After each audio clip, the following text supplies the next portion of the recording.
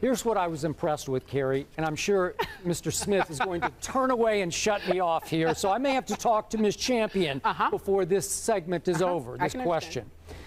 The point here is that after all the talk about how Tim Tebow would never see the light of play again in the National Football League, that he was Canadian Football League at best, then after all the talk in New England about how there's no way he'll play anything but special teams, maybe a little tight end, maybe a little fullback.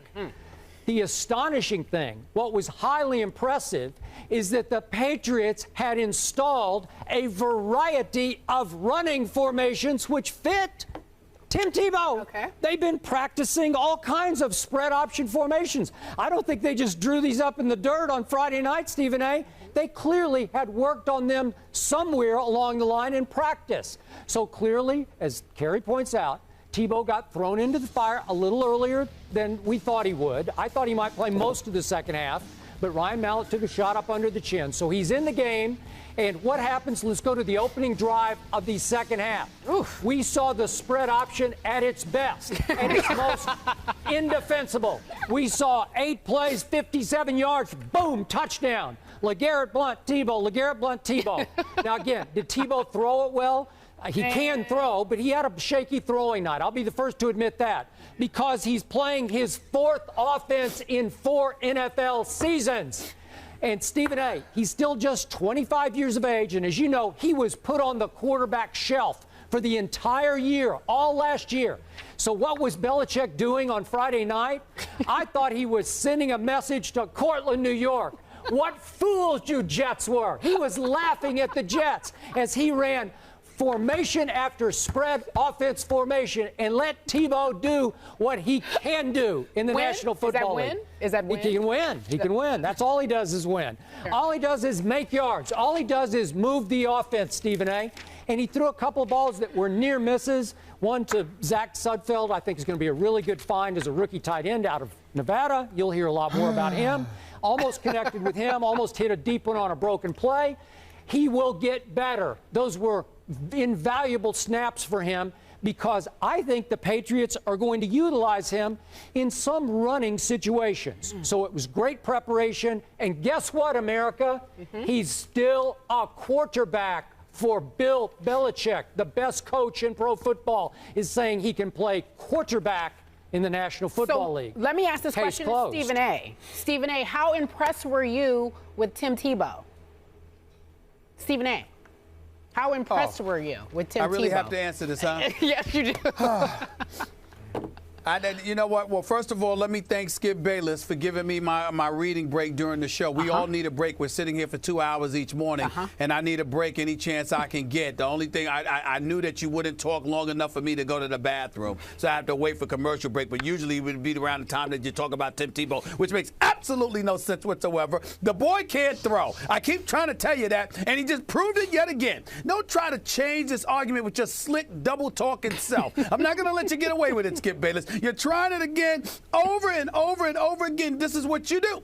Nobody sat there and said Tim Tebow wasn't going to be in the NFL. What they said was he's not going to be in NFL as a starting quarterback for anybody this season. Nobody's going to look for him. And he was saying he was looking for a job. Nobody said that. We know he has the it factor. We know he's won games. We know that he's an athletic dude that can contribute on an NFL roster.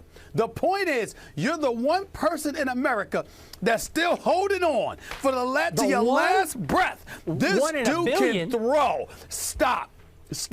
There's nobody. There's only Skip Bayless. There's nobody else that thinks this boy can throw. Stop it. So he goes out there and he virtually embarrasses himself because he can't throw yet again. Now, did he run the football? Sure. What did he do? He stood behind center. He handed it off to Blonde or Ridley, okay? And they had to do what they had to do. They combined for almost 200 yards rushing against the Philadelphia Eagles. Blonde had 101 yards rushing. Ridley had about 92. They ran all over the Eagles. We know this, okay? But the point is, all right, I'm sorry. Forgive me if I can't recall who Tebow handed the ball off to, all right? Or the few meaningless running plays that he was able to register.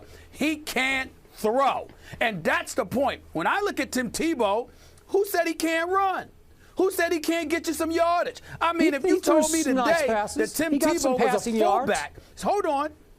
Hold on. If you told me today that Tim Tebow was a fullback, I'd go like this. You know what? You should look at him. He might be able to start for you. You understand? He probably knows how to block. He can definitely run in short yardage situations. I think he could do some things. But a quarterback, he can't throw. Okay? How many times will you have Patriot receivers open? If their job depended on Tim Tebow getting them the ball, they'd be playing in the Canadian Football League. Just stop. Okay? Stop it. All right? He's right where he needs to be. Learning behind Tom Brady, and in all likelihood, he'll be holding a clipboard most of the time. That is it.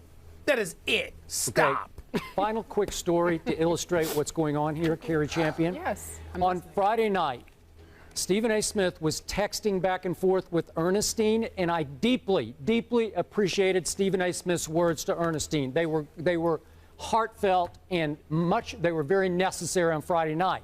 But meanwhile, Skip here is watching Tebow. And at the end of the text session, I said, well, we'll text him and tell him I'm actually watching Tebow play. And he texted back, oh, Lord, you know, like, Lord? like Lord, L-A-W-D. Like, here you go.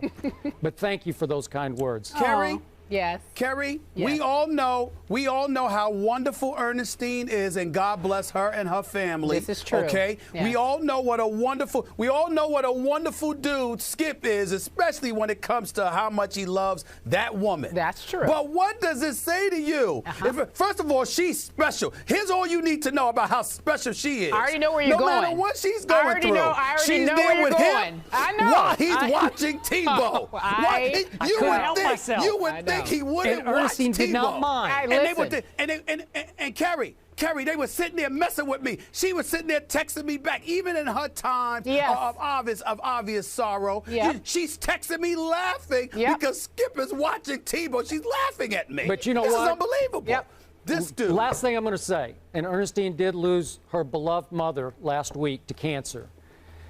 You and I made her laugh, and that was the only moment the whole weekend we made her laugh. So thank you for that.